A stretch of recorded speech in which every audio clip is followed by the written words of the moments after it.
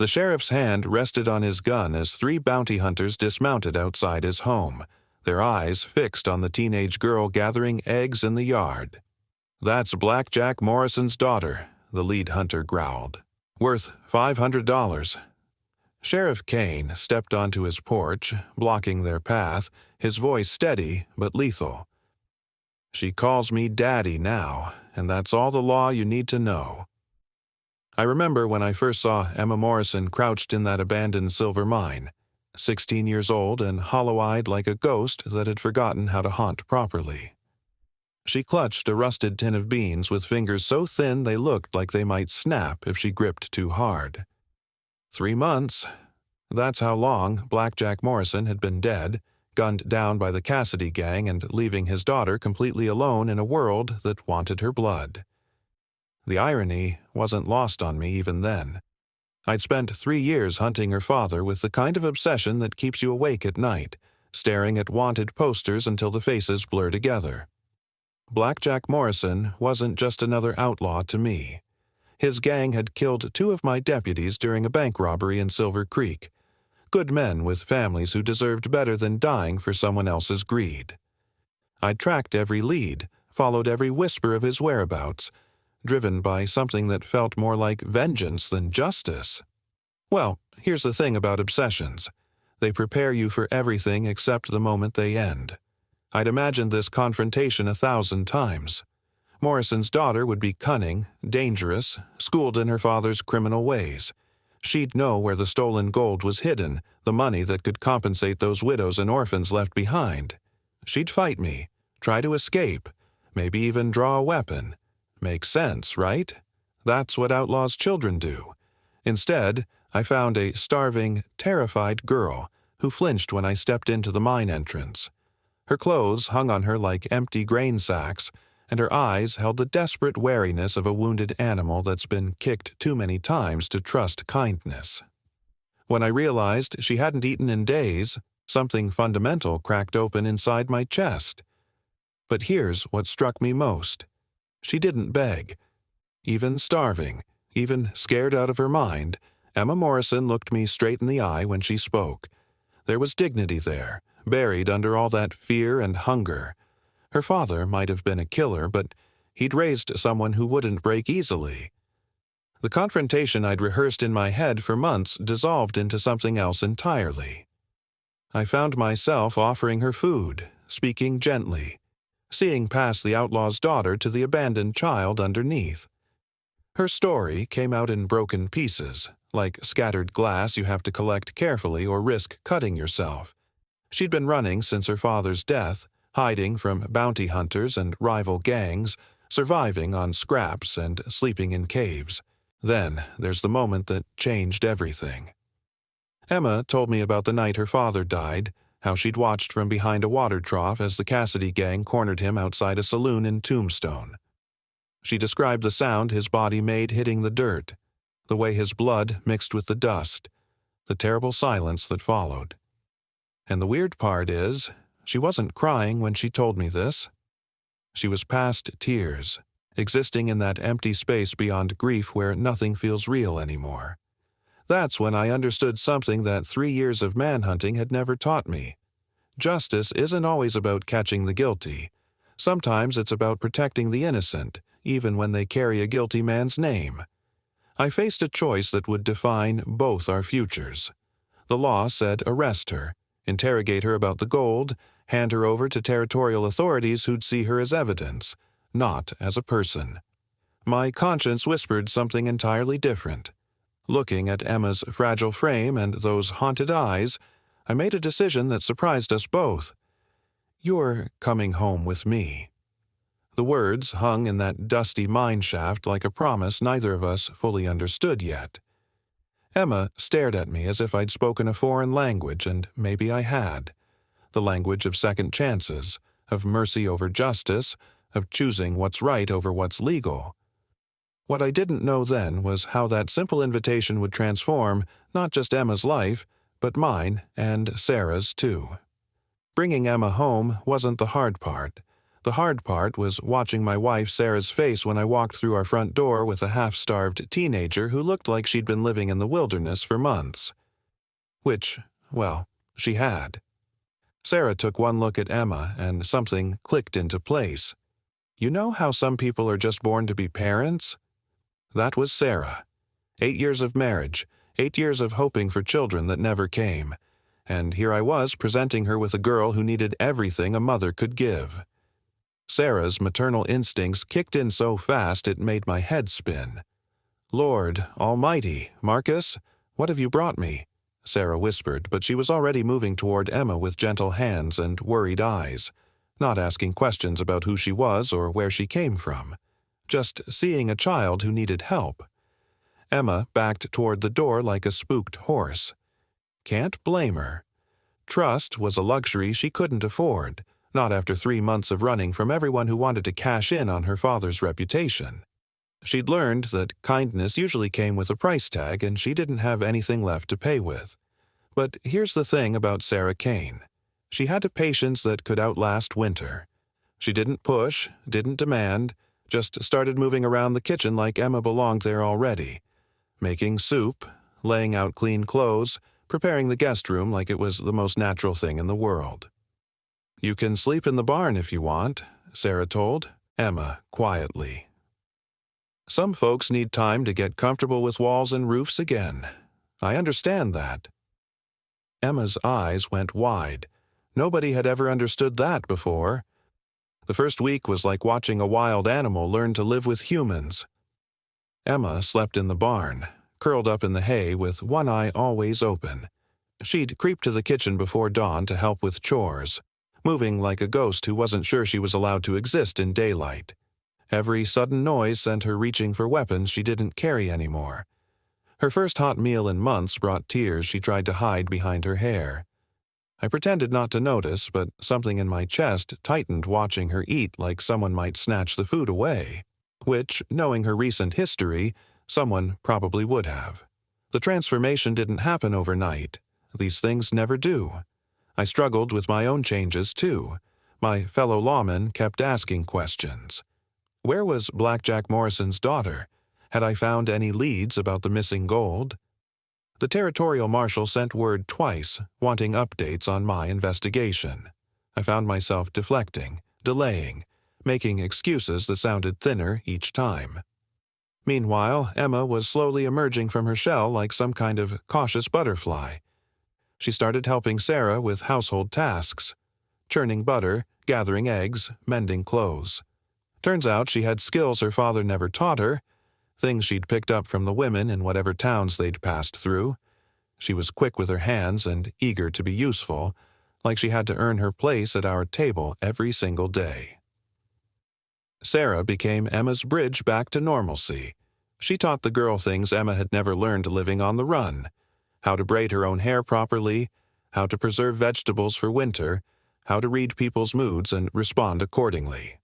More importantly, Sarah provided something Emma had never experienced: unconditional female companionship. But the real breakthrough came during a thunderstorm in Emma's second week with us. Lightning struck close enough to rattle the windows, and Emma came running from the barn in her nightgown, soaked to the skin and shaking. Not from cold, but from memories. Turns out storms reminded her of the night her father died. There'd been thunder rolling across the desert when the Cassidy gang found him. Sarah wrapped Emma in quilts by the fire and held her while she sobbed. First real tears I'd seen from the girl since I'd found her in that mine. All the grief she'd been carrying around for 3 months came pouring out at once, and Sarah just rocked her and whispered the kinds of things mothers say to frighten children. That's when Emma whispered "Mama" for the first time, barely audible, like she was testing how the word felt in her mouth. Sarah's face lit up like Christmas morning. From that night forward, Emma slept in the house, started calling us Mama and Papa, tentatively at first, then with growing confidence. The change in her was remarkable. She gained healthy weight, her posture straightened, and that constant wariness began leaving her eyes. We developed routines, little rituals that made us feel like a real family. Emma would help me with morning chores while Sarah prepared breakfast. Evenings meant reading together by the fire, or Sarah teaching Emma to sew while I cleaned my weapons. Sundays brought church, where Emma had to overcome the shame of her heritage and the whispered judgments of neighbors who knew her story. Some folks weren't pleased about our arrangement. Can't say I blamed them entirely. Black Jack Morrison had hurt a lot of people, and his daughter's presence stirred up painful memories. But Emma's genuine nature gradually won over most of the community. Hard to hate a girl who helped Mrs. Patterson with her groceries and played piano for Sunday services. The gold that had originally motivated my 3-year hunt became completely irrelevant. Emma genuinely didn't know where her father had hidden it. Black Jack had kept such secrets from her, protecting her from the worst parts of his criminal life. More importantly, I no longer cared about recovering it. My priorities had shifted from justice to protection, from duty to love. Then there's the moment I knew Emma truly belonged with us. She'd been with us about 2 months when old Pete Davidson's barn caught fire. Emma saw the flames from our kitchen window and ran toward the danger without hesitation, organizing a bucket brigade with the efficiency of someone who'd seen plenty of emergencies. She helped save 3 horses and most of Pete's winter hay, working alongside neighbors who'd been suspicious of her just weeks before. Watching Emma risk herself for others, I realized Black Jack Morrison had raised someone special. Whatever his crimes, he'd instilled values in his daughter that no amount of running and hiding could destroy. She had courage, compassion, and an innate sense of right and wrong that would have made any parent proud. For the first time in her life, Emma experienced true stability. Regular meals, a safe bed, 2 adults who genuinely cared about her welfare. The change was physical and emotional. Color returned to her cheeks, laughter came easier, and she started planning for futures longer than just surviving the next day. But peace never lasts forever in stories like ours. Just as Emma was beginning to believe her new life might be permanent, just as we'd all settled into being a family, trouble came riding up our road in the form of 3 men with badges and bad intentions. Sometimes the past doesn't stay buried, no matter how deep you try to plant it. Dutch Cartwright stepped down from his horse like he owned the ground beneath his boots, the kind of man who'd sell his own mother if the price was right. His 2 companions flanked him with practiced ease, one tall and lean like a scarecrow, the other built like a bull with mean eyes. All 3 wore badges that probably came from different territories, the kind you can buy if you know the right people. I'd seen men like Dutch before, bounty hunters who cared more about the reward than the person attached to it. They looked at Emma gathering eggs in our yard, and all they saw were dollar signs. $500 to be exact. Dead or alive, though they probably preferred alive. Easier to collect payment when your cargo can walk itself to the territorial prison.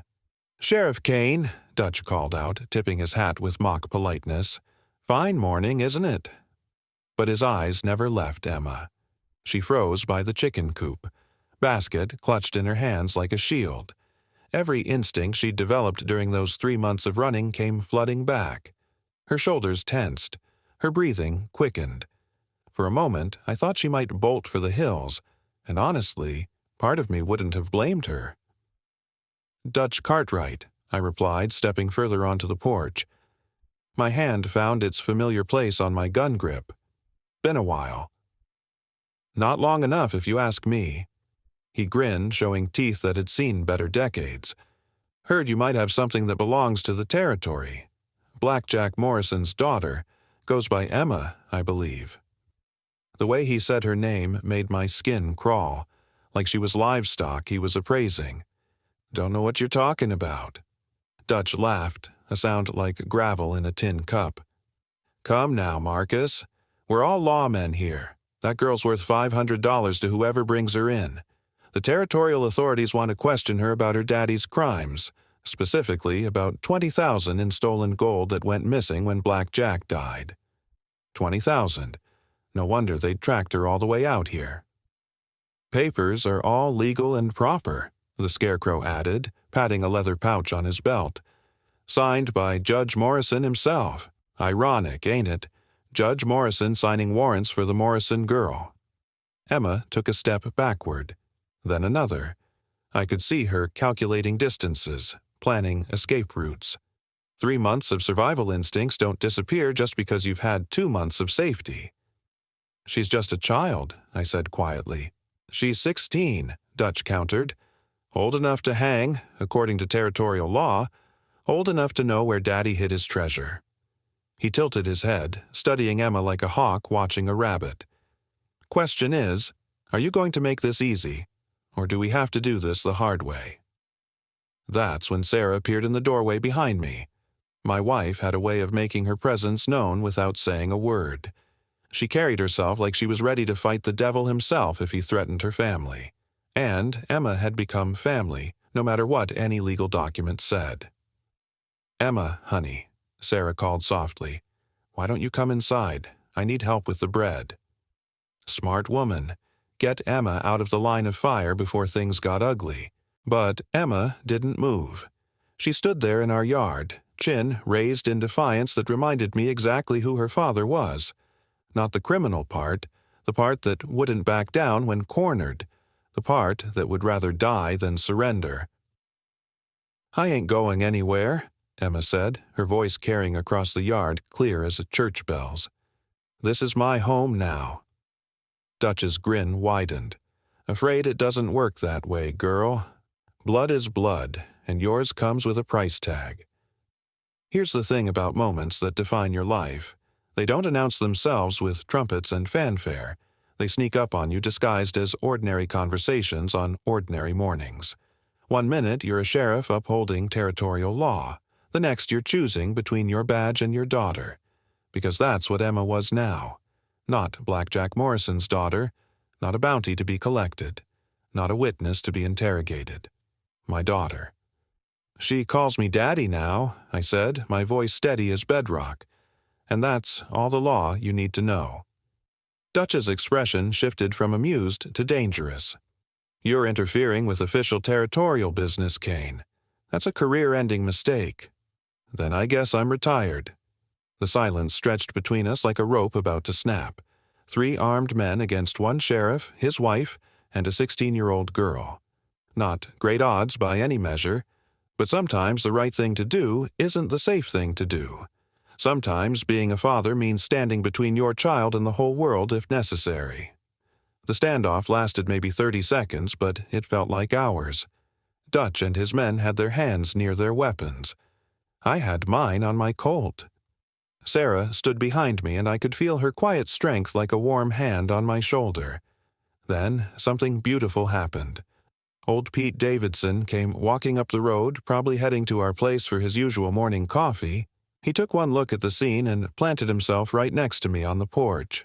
Didn't say a word, just crossed his arms and stared down those bounty hunters. Mrs. Patterson appeared from nowhere carrying her market basket like she was out for a casual stroll. She positioned herself near Emma, close enough to matter. Then came Tom Wheeler, the blacksmith. Then Mary Collins with her twin boys.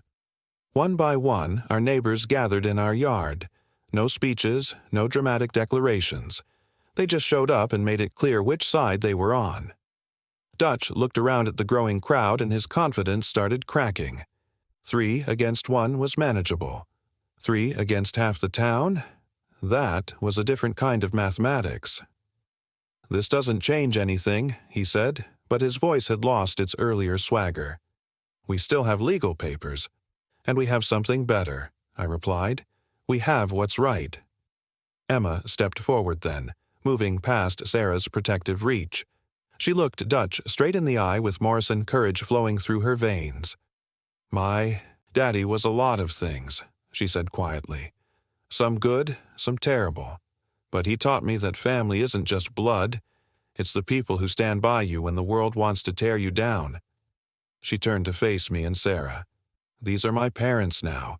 This is my home, and I'm not going anywhere."